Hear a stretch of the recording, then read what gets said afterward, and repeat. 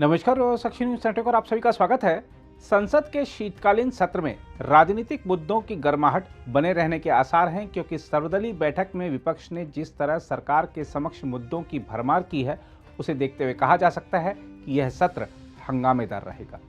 इसके अलावा इस सत्र की शुरुआत ऐसे समय हो रही है जब दिल्ली नगर निगम चुनाव, गुजरात और हिमाचल प्रदेश विधानसभा चुनाव, 1 लोकसभा सीट और 6 विधानसभा सीटों के उपचुनाव परिणाम आने हैं। जाहिर है, यदि बीजेपी सर्वाधिक चुनावों में विजयी होती है तो सत्र के दौरान सरकार का मनोबल बढ़ा रहेगा, और यदि इन चुनाव में जीत विपक्ष के हाथ लगती है तो सत्र के दौरान वह सरकार पर हावी होने का प्रयास कर सकता है। संसद का यह सत्र वैसे तो नए संसद भवन में होना था, लेकिन वहां निर्माण कार्य अभी चलते रहने की वजह से इसे पुराने संसद भवन में ही आयोजित किया गया है। इस सत्र की खास बात यह होगी कि राज्यसभा सभापति के नाते उपराष्ट्रपति जगदीप धनखड़ पहली बार सदन का संचालन करेंगे। गौरतलब है कि मानसून सत्र के समापन के समय तत्कालीन उपराष्ट्रपति एम वेंकैया नायडू राज्यसभा सभापति के नाते सदन का संचालन कर रहे थे। संसद का शीतकालीन सत्र 7 दिसंबर से शुरू हो रहा है और यह 29 दिसंबर को समाप्त होगा। इस सत्र में 17 बैठकें होंगी। हम आपको यह भी बता दें कि सरकार ने पिछले सप्ताह शीतकालीन सत्र के दौरान पेश किए जाने वाले 16 विधेयकों की सूची जारी की थी। संसद के शीतकालीन सत्र के लिए विपक्ष ने जहां सरकारी एजेंसियों के कथित दुरुपयोग, महंगाई, बेरोजगारी आदि मुद्दे अपनी सूची में रखे हैं, तो वहीं सरकार के पास भी विधायी कार्यों की लंबी सूची है। सरकार की ओर से बुलाई गई सर्वदलीय बैठक में विपक्ष ने साफ कर दिया है कि उसकी प्राथमिकता में महंगाई, बेरोजगारी, चीन से लगी सीमा की स्थिति, कॉलेजियम के मुद्दे से जुड़ा विषय, कश्मीर से हिंदुओं का पलायन, किसानों को फसलों का न्यूनतम समर्थन मूल्य, केंद्र राज्य संबंध और संघीय ढांचे का विषय और आर्थिक रूप से कमजोर वर्ग को आरक्षण पर अदालती फैसले आदि रहेंगे। विपक्ष ने सर्वदलीय बैठक में यह भी मांग की है कि अपने मुद्दों को उठाने और चर्चा के लिए पर्याप्त समय दिया जाए। लेकिन सवाल यह है कि क्या विपक्ष चर्चा चाहेगा? संसद के पिछले कुछ सत्रों पर गौर करें तो देखने को मिलता है कि सरकार पर चर्चा नहीं कराने का आरोप लगाने वाला विपक्ष ही अक्सर चर्चा को बाधित करता रहा है। वैसे सरकार ने सर्वदलीय बैठक में आश्वस्त किया है कि वह लोकसभा अध्यक्ष और राज्यसभा के सभापति की अनुमति से नियमों के तहत विपक्ष के उठाए मुद्दों पर चर्चा कराने को तैयार है।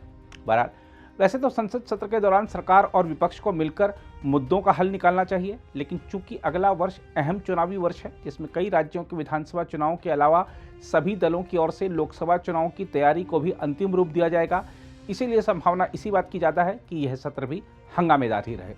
जहाँ तक सर्वदलीय बैठक की बात है तो आपको बता दें कि इसमें कांग्रेस से अधीर रंजन चौधरी, तृणमूल कांग्रेस से सुदीप बंदोपाध्याय, डेरेक ओब्रायन, द्रमुक से टी.आर. बालू, आम आदमी पार्टी से संजय सिंह आदि ने हिस्सा लिया।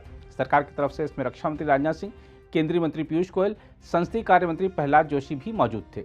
आइए देखते हैं इस बैठक के बाद जो संसदीय कार्य मंत्री हैं प्रहलाद जोशी, उन्होंने क्या कहा और कांग्रेस नेता अधीर रंजन चौधरी ने क्या कहा। आज हमारा सब ठीक है, पार्टी फ्लोर लीडर्स का मीटिंग मान्य सब थोड़ा लाउडर और मान्य पीयूष गोयल जी का उपस्थिति में हुआ है। पूरा डिटेल में चर्चा हुआ है।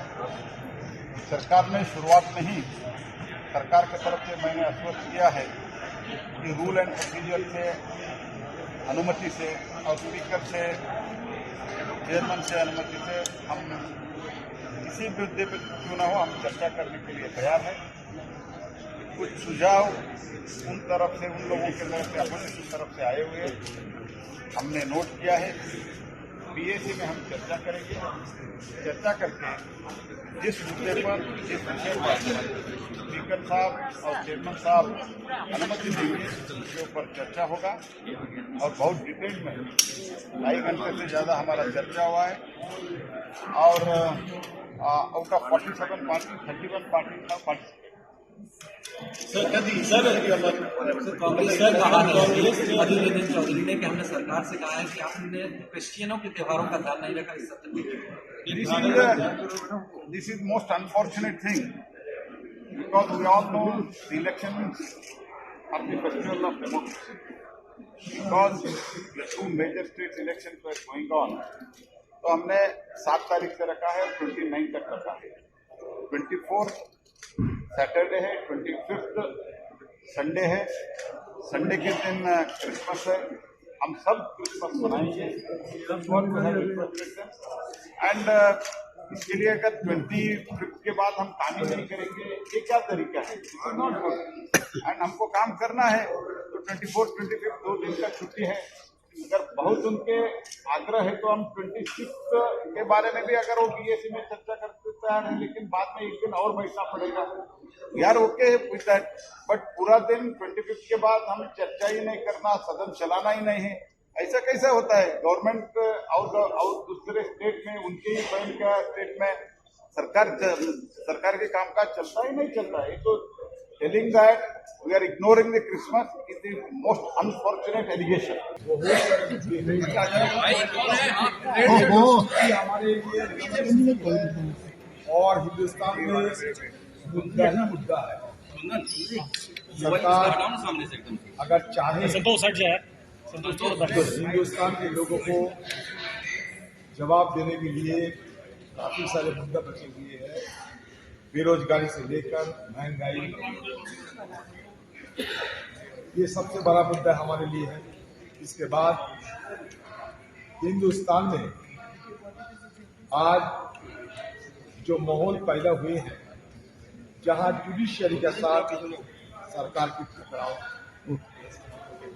बेजा इस्तेमाल किया जा रहे हैं, सारे सरकारी प्रतिष्ठान बेजा इस्तेमाल किए जा रहे हैं, और ये सब चीज आपकी जानकारी है।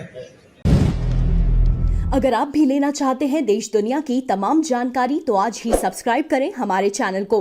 साथ ही नीचे दिए बेल आइकन को जरूर दबाएं ताकि हर अपडेट आप तक पहुंच सके।